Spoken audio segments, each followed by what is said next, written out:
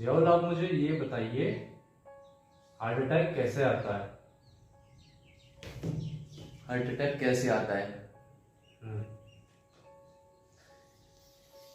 हमारी बॉडी को और हमारी बॉडी के सारे सभी पार्टों को, सभी सेल्स को, सभी टिश्यूज को, सभी ऑर्गन को काम करने के लिए या जिंदा रहने के लिए ऑक्सीजन और न्यूट्रिशन की जरूरत होती है। और वो ऑक्सीजन और न्यूट्रिशन हमें मिलता है ब्लड के थ्रू। ब्लड पंप कौन करता है? हार्ट। तो हार्ट को भी चाहिए।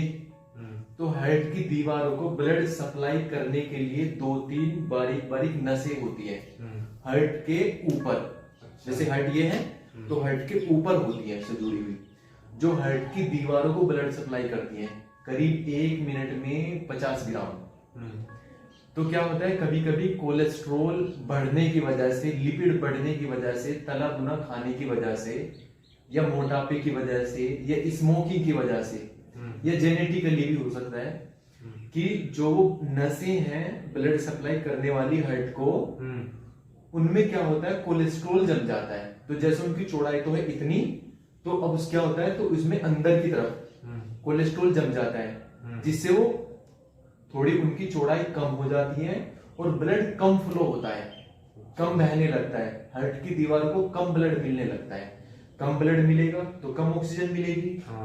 अगर ये कंडीशन और ज्यादा बढ़ जाए, और ज्यादा कोलेस्ट्रॉल की मात्रा बढ़ जाए, तो नसें, जो बारीक बारीक नसें हार्ट के ऊपर, वो कंप्लीटली ब्लॉक हो जाती हैं। और जब वो कंप्लीटली ब्लॉक हो जाएंगी तो हार्ट को ब्लड नहीं मिलेगा। हार्ट के जिस हिस्से को ब्लड नहीं मिलेगा तो उस हिस्से में ऑक्सीजन नहीं जाएगी, और जब ऑक्सीजन नहीं जाएगी तो हार्ट का वो टिश्यू या वो हिस्सा या वो पार्ट डैमेज हो जाता है परमानेंट के लिए, जिसको हार्ट अटैक कहते हैं।